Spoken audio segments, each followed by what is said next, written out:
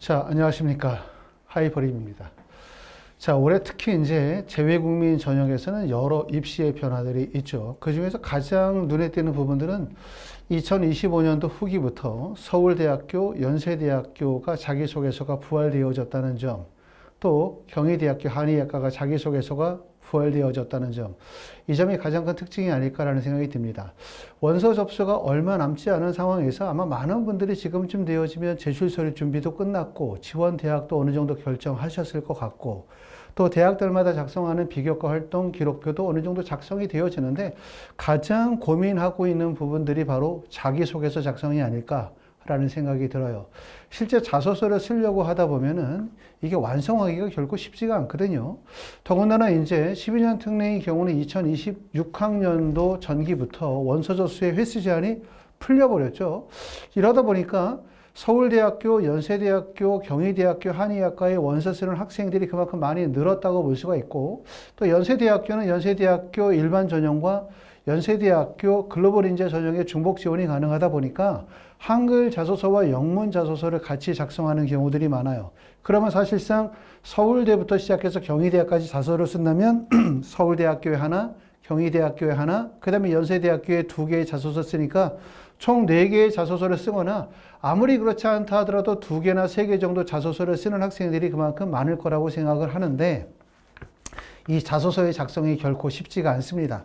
자소서라고 하는 게 본인의 생각을 솔직하게 표현한다, 자기 자신을 소개한다라는 것이 아니라 입시에 매우 중요한 서류거든요. 그렇죠? 더군다나 12년 특례처럼 외국에서 정규교육 과정을 이수한 학생들은 한국의 입시를 잘 이해하기가 어렵고, 또 자기소개서에서 무엇을 목적으로 삼는지를 잘 이해하지 못하다 보니까 본인의 생각들을 일방적으로 정리하거나 본인의 생각만을 적는 경우들도 상당히 많아요. 그렇기 때문에 오늘 제가 설명을 드리는 내용들을 잘 보시고 난 다음에 내가 자소서를 완성했다면 알맞게 작성이 되어져 있는지, 또 자소서를 앞으로 써 나가야 한다면 어떤 방향으로 글을 쓰는 게 좋을지 잘 보시기 바라겠습니다.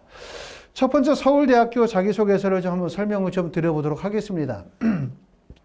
서울대학교 자기소개서 첨삭을 하면서 꼭 말씀을 드리는 것이 뭐냐면, 서울대학교는 보시는 것처럼 하나의 문항에 4000바이트라는 글자 수를 요구하고 있지만, 이 자기소개서가 폐지되기 전에 이전에는 이 하나의 문항이 3개의 문항이었어요. 3개의 문항. 3개의 문항이 결국은 자기소개서가 부활되어지면서 4000바이트 한 문항의 모든 내용이 담겼다, 이렇게 말씀을 드릴 수가 있고, 그렇기 때문에 서울대학교 자기소개서 작성할 때 우리가 꼭 알아야 되는 점, 절대 하지 말아야 되는 점은, 첫 번째는 서울대학교 자기소개서에 묻고 있는 4개의 질문 내용을 4000바이트 안에 모든 내용을 담으려고 하시면 안 돼요. 4000바이트 안에 4개의 질문 내용을 모두 담으려고 하다 보면은 결국은 어떻게 돼? 나열식으로 글을 써 나가야 되고, 과정에 대한 서술을 정확하게 할 수가 없다는 점이죠. 지금 서울대학교 4개의 문항은 어떤 내용이냐면, 첫 번째는 지원 동기에 대해서 묻는 내용이 하나가 있고요. 그 다음에 학업에 대한 준비의 과정을 묻는 질문이 있고, 또 하나는 이렇게 학업적 성취에 대해서 묻는 내용들이 있고요. 그 다음에 또 하나는 대학에 입학하고 난 다음에 너의 학업에 대한 계획에서 구술하는 내용이 있고, 그 다음에 마지막 문장에서 묻고자 하는 부분들은 너만이 가지고 있는 개인적인 특성 또는 가치관, 성장의 배경 등에 대해서 쓰는 내용들인데, 앞에서도 말씀을 드렸었던 것처럼 이 내용은 자기소개서가 폐지되기 전에 3개의 문항에서 붙은 내용을 하나의 문항으로 압축했기 때문에 절대로 하지 말아야 되는 건 4000바이트 내에서 모든 질문의 내용을 다 담으려고 하지 마라. 결국은 뭐냐면 4000바이트라고 하는 제한된 글 속에서는 학생이 가지고 있는 학업적 우수성과 본인의 역량 중심으로 글을 구성하는 게 좋고요. 또 하나 절대로 하지 말아야 되는 내용들은 뭐냐면, 글의 순서대로 글을 쓰는 방법이에요. 글의 순서대로 하는 거.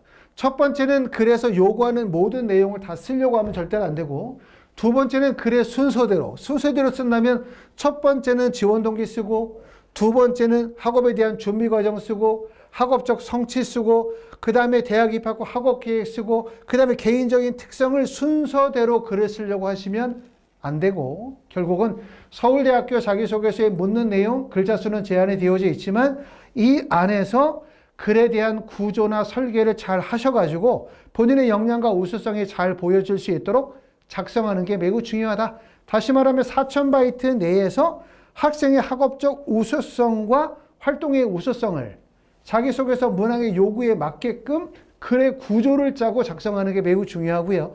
또 하나 우리가 서울대학교 작성할 때 꼭 하지 말아야 되는 것 중에 하나는 서울대학교는 이렇게 전형 참고 자료를 쓰죠. 근데 다른 대학과 다른 점은 전형 참고 자료의 첫 번째는 학내외 활동, 교외 활동도 기재가 가능하다는 거고, 그 다음에 연번에 10개로 항목이 제한이 되어져 있다는 건 맞지만 가장 큰 특징은 글자 수에 대한이 디스크립션의 글자 수가 최대 600바이트예요. 한글로 따지면 300자, 영문으로 따지면 600자 정도를 기재할 수 있기 때문에 자칫 잘못하면 전형 참고 자료의 내용과 자기소개서의 내용이 중복될 가능성이 높아요. 그렇기 때문에 전형 참고 자료에서는 학생의 감상평이나 소감 중심으로 쓰는 것이 아니라 전형 참고 자료에서는 학생의 활동과 활동 내용 중심으로 쓰게 되고 300자라고 하면 글자 수가 대략적으로 200에서 300자 정도 내에서 작성하셔야 될 것 같고, 다시 말하면 전형 참고 자료에서는 고등학교에서의 교내 활동들 중에 본인의 역량과 우수성을 볼 수 있는 활동 내용 중심으로 기술하면 될 것 같고요. 자기소개서에서는 그 활동에 대한 구체적인 활동의 과정과 그를 통해서 배우고 느낀 점을 쓴다. 다시 말하면 전형 참고 자료와 자기소개서의 특징을 잘 구분하여 중복되지 않도록 작성하는 게 무엇보다 중요할 거라고 생각합니다. 자, 그 다음에 이제 연세대학교를 말씀을 드리면, 연세대학교는 서울대학교에 비해서 글자 수가 많고 문항이 세분화되어져 있죠. 보시는 것처럼 연세대학교는 4개의 질문을 가지고 있어요. 4개의 질문 내용을 보면 처음에 1200자로 구성이 되어져 있는 질문은 수학하는 데 필요한 역량을 갖추기 위해서 어떻게 노력했는가, 이 부분을 쓰는 건데, 많은 분들이 자꾸 어디에 헷갈리냐면 지원하게 되어진 동기를 서술하시오, 이 부분에 자꾸 초점을 둬요. 다시 말하면 자기소개서에 나와 있는 글자 그대로의 내용에 너무 집중하다 보면 글자에서 요구하는 내용들을 다 쓰려고 한단 말이에요. 하지만 자기소개서 요구하는 내용이 무엇인지를 정확하게 알아야 되는데, 1번 문항에서 요구하는 바는 내가 지원한 학과와 관련이 되어진 과목의 교과목의 학습 내용을 구체적으로 기술하십시오라는 얘기예요.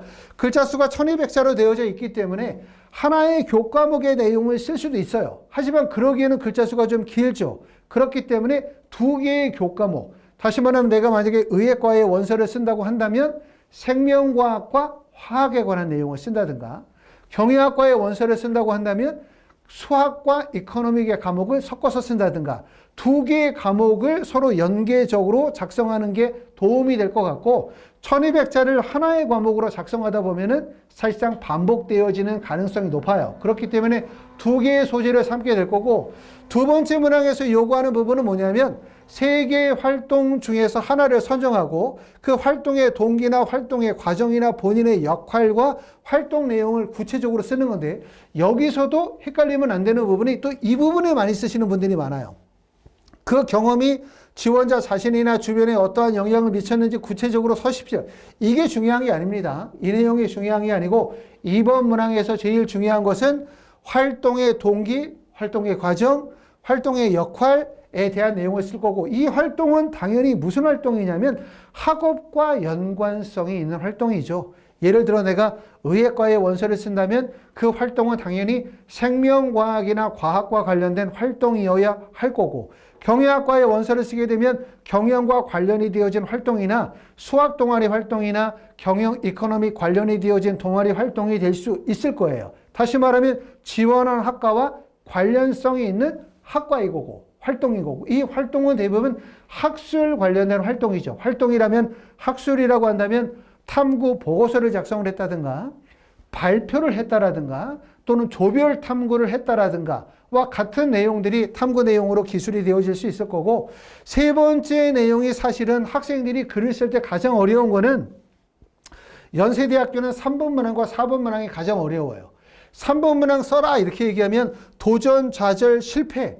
이러니까 도전, 좌절, 실패 무슨 얘기를 써야 되지? 그럼 일반적으로 많은 학생들이 생각하는 게 내가 해외에서 생활하면서 겪었었던 여러 가지 어려운 점, 언어적 어려운 점, 내가 한국인으로 겪었었던 어려운 점, 이런 경우들을 생각하는 경우들이 많지만 3번 문항의 도전, 좌절, 실패는 주로 어떤 내용을 기본적으로 쓰면 되냐면 고등학교 때 했었던 동아리 활동이라든가 고등학교 때 리더십 관련된 활동이라든가 고등학교 때 친구들과 했었던 교과목과 관련이 되어진 탐구의 활동들 과정에서의 어려운 점, 어려운 점이라고 한다면 친구들 간의 갈등의 문제도 있을 거고 어떤 문제가 생겼을 때 문제를 해결하고 극복하는 과정도 있을 거고 또 친구들과의 협업이나 소통의 과정에서 발생이 되어지는 내용들을 통해서 학생의 학업적 역량뿐만 아니라 학생이 가지고 있는 공동체 의식이나 사회성을 보여줄 수 있는 부분이 3번 문항이에요.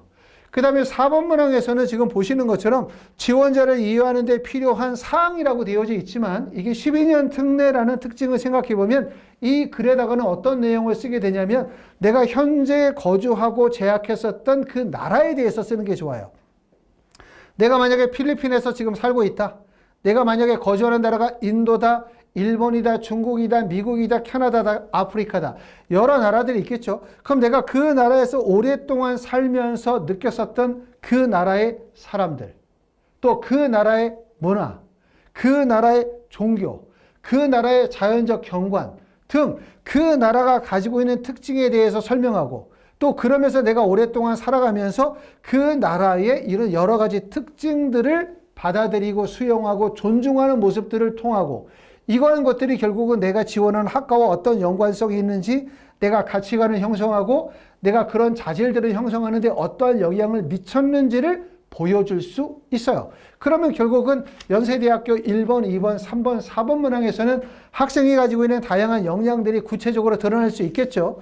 1번 문항 같은 경우는 지금 보시는 것처럼 기본적인 서술의 과정들이 어떻게 쓰냐면 첫 번째는 교과목에 대한 관심과 흥미.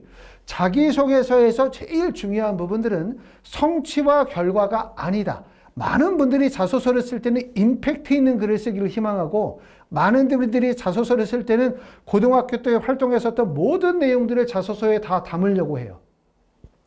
임팩트 있는 글을 쓰게 되고 모든 내용들을 담으려고 하다 보면 글은 나열식 구조가 되고 이러한 글은 뭐가 빠지냐면 과정에 대한 서술과 노력에 대한 과정의 서술이 불가능하죠. 이거는 자소서가 아니에요. 이렇게 쓰면 바로 뭐냐면 비교과 활동 확인서나 전형 참고 자료나 기타 활동 증빙 목록표와 다를 게 없어요. 그렇기 때문에 자소서에서 가장 중요하게 여기는 부분은 첫 번째는 동기와 이유예요. 왜 너가 이 활동을 하게 되어졌느냐? 이 활동의 동기는 뭐냐? 이 활동을 하게 된 계기가 무엇이냐가 매우 중요하고 그 다음에 중요한 부분들은 뭐냐면 이 활동의 과정, 활동 과정에서의 너의 노력, 너의 역할이 무엇인지를 정확하게 쓰는 게 매우 중요한데 이런 과정에 대한 서술은 부모님이 써주거나 다른 사람이 써주면 절대로 채울 수가 없는 내용이거든요. 그렇기 때문에 하이퍼리뷰의 첨삭 과정을 진행하게 될 때는 학생과 직접 제가 소통을 하면서 학생의 경험이나 학생의 노력들을 자소서에 담으려고 해요. 실제 이렇게 써야만 합격할 수 있는 자소서가 만들어진다고 말씀을 드릴 수가 있고 따라서 교과목에 대한 관심과 흥미 그리고 그 다음 단계에서는 학습 과정에서의 어려움 또는 관심과 흥미 그 다음에 다음 단계에서는 그 역경을 극복하는 과정들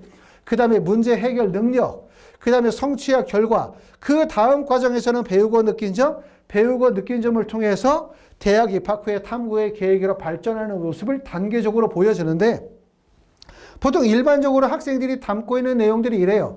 생명과학 같은 경우는 물질대사를 배우면서 인간의 소화기관과 신진대사에 큰 관심을 갖게 되어졌다. 라는 내용을 쓰거나 화학 같은 경우는 탄소와 수소의 결합과 분리, 반응식에 대한 이야기 수학 같은 경우는 마크로 노테이션 그 다음에 가계의 동향 조사를 선택한 후에 그룹 변수와 분석 변수를 별량으로 나누어 분석했다라든가 그 다음에 생명과학에서는 진핵세포의 유전자 발현에 관한 등등등 교과목에서 학습됐던 내용들을 기반으로 작성하도록 합니다.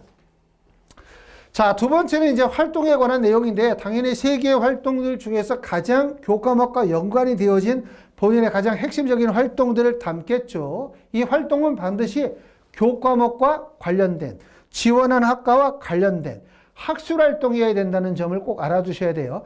액티비티 활동 중에서 스포츠나 예체능계 활동들은 기술할 수 있는 내용에 못 돼. 적을 수는 있으나 기재하기에는 부족하죠. 그렇기 때문에 이런 활동 내용에서도 대부분 교과목과 관련이 되어진 심화 학습 내용들을 쓰는 경우들이 많습니다.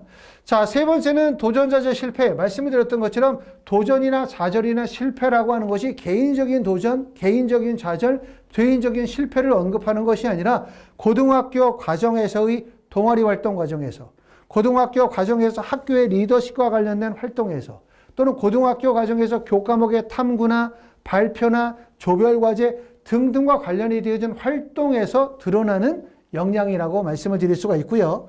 자, 그 다음에 이제 마지막 네 번째 내용, 이것도 선택이라고 되어져 있어서 어떤 분들은 안 쓰시는 분들도 계시지만 반드시 써야 하는 항목이라고 말씀을 드릴 수가 있고, 12년 특례의 특성상 내가 실제 거주하면서 체류하고 학습했었던 그 나라에 대한 사람들이나 그 나라의 문화나 풍습, 전통 또는 종교, 그 다음에 건축 양식, 기타 내용들을 바탕으로 해서 본인의 인격이나 가치관이 형성이 되어지는 과정, 이를 통해서 지원하는 학과, 지원하는 학과의 연결성을 보여주도록 쓰시면 좋아요. 자, 마지막으로 경희대학교 말씀을 드리면 경희대학교는 한의학과에 한정이 되어진다는 점이죠. 그렇기 때문에 많은 학생들이 한의대의 원서를 쓰지만 한의대와의 연관성이 없어요. 사실은 거의 누구다. 그렇기 때문에 많은 학생들이 자소서를 쓸 때 고민하는 게, 야, 내가 학습하거나 내가 활동했었던 부분들을 한의학으로 어떻게 연결을 시키지? 이거 고민하시는 분들이 많죠. 이러다 보니까 특별한 출처를 찾기가 어려다 보니까 경희대학교 홈페이지나 경희대학교 한의대학교 홈페이지의 내용을 그대로 발췌해서 쓰는 경우들이 많은데 절대로 그렇게 쓰시면 안 됩니다. 자, 자기소개서를 쓸 때 우리가 꼭 알아야 되는 몇 가지 핵심적인 내용들이 있고, 합격하는 자소서를 쓰기 위해서 우리가 피해야 되는 핵심적인 사항들이 있습니다. 요거를 몇 가지 말씀을 드리면, 첫 번째, 자기소개서를 쓸 때는 문항의 질문 내용이 요구하는 것이 무엇인지를 정확하게 이해하고 자신의 장점이 잘 드러나도록 구조를 설계하는 과정이 매우 중요해요. 자소서의 구조 설계가 매우 중요한데 이게 결코 쉽지가 않습니다. 많은 자소서를 써봐야 되고, 또 한국의 자소서가 요구하는 게 무엇인지를 알아야 되고, 내가 지원하는 대학의 학과의 다른 학생들이 자소서를 실제 어떻게 쓰는지를 알아야 내 자소서가 다른 학생들에 의해서 돋보이거나 두드러질 수 있는 자소서를 쓸 수가 있겠죠.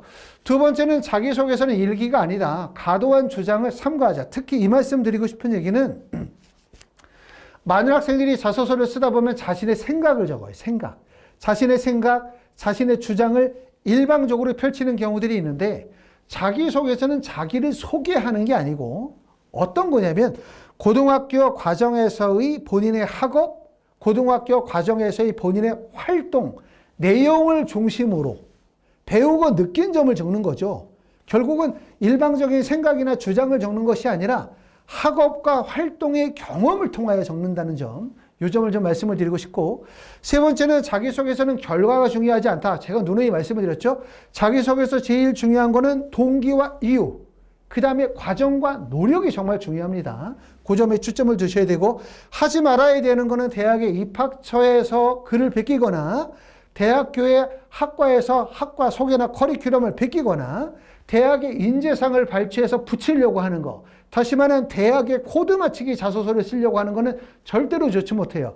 자기소개서가 1개 문항이든 4개 문항이든 2개 문항 상관없이 본인의 이야기, 본인의 역량, 본인의 우수성을 써야지, 대학의 이야기, 대학의 커리큘럼 이야기, 대학의 우수성에 대한 이야기, 이런 얘기들로 글을 채우게 되면 첫 번째는 자존감이 떨어지고 학생의 독창성이 떨어지고 다른 학생의 자소서와 중복될 가능성이 높기 때문에 이렇게 글을 쓰는 건 좋지 않습니다.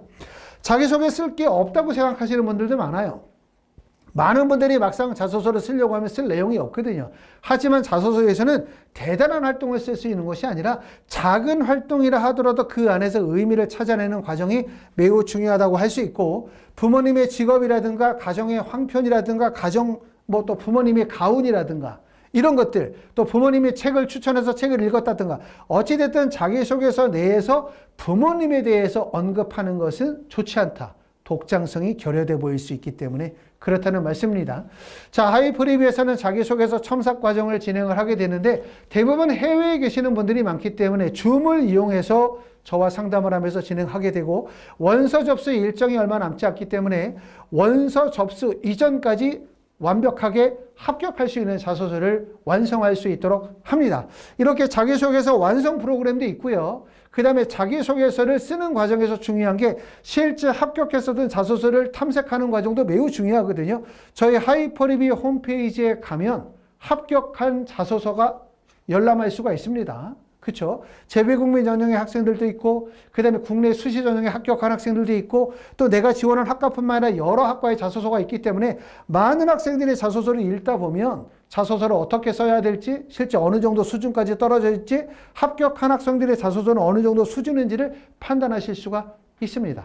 자, 자기소개서 첨삭 프로그램들은 지금 이제 거의 이제 마감 직전에 있기 때문에 아직 자소서를 완성하지 못하신 분들은 더 미루지 마시고요. 자기소개서 첨삭을 신청하시면 짧은 기간 동안에 합격할 수 있는 자소서를 완성하도록 할 거고, 아시는 것처럼 연세대학교, 서울대학교, 경희대학교 12년 특례에서 자소서가 중요한 건 아마 다 알고 계실 거라고 생각합니다. 중요하다는 얘기는 결국은 합불이 자소서에서 결정이 된다, 이렇게 말씀을 드릴 수 있습니다. 자, 자소서에 대해서 문의사항이 있으신 분들은 하이프로비 연락 주시면 제가 자세히 안내해 드리고 상담 드리도록 하겠습니다.